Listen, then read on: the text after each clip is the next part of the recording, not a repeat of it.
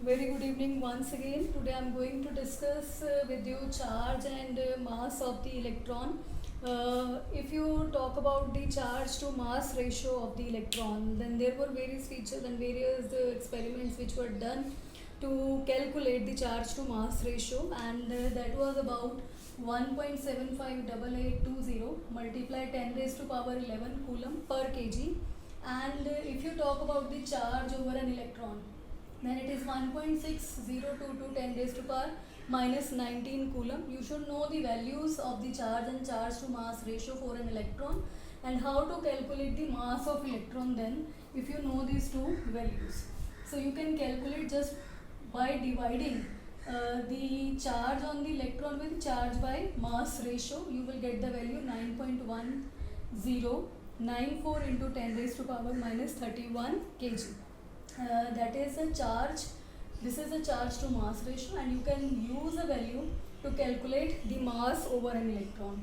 And if you have to define electron, then you can say it's a subatomic particle which carries 1 unit negative charge. It has 1 unit negative charge and has mass of 9.1 into 10 raised to power minus 31 kg, which is equal to 1 by 1837th of that of hydrogen atom.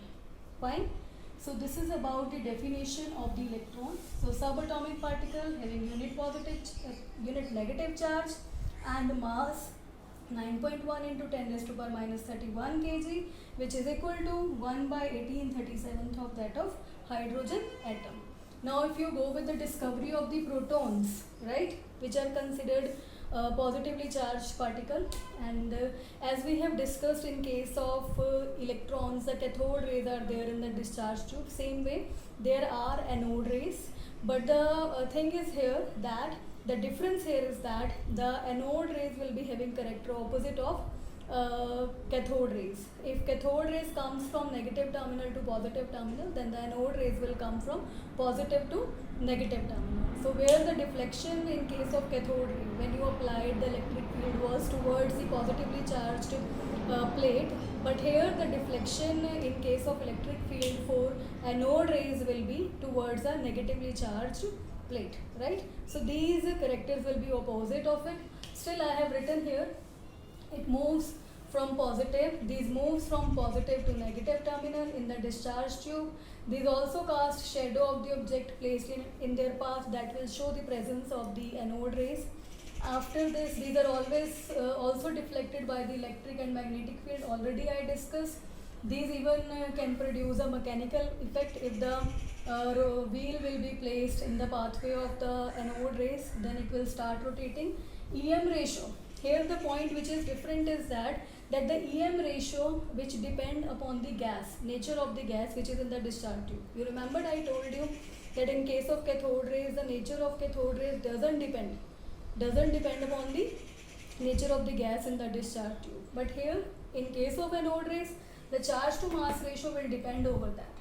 Okay, here charge to mass ratio is 9.58 into 10 raised to power 7 coulomb per kg.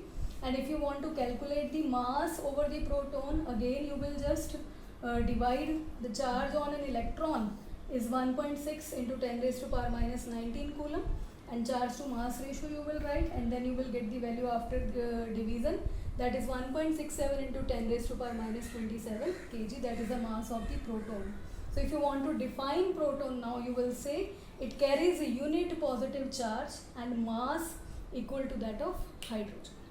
So this is about the discovery of electron we have discussed, then discovery of protons in the form of anode rays, and these characters shows that anode rays are having the positively charged particles, and those positively charged particles will be termed as proton. Thank you.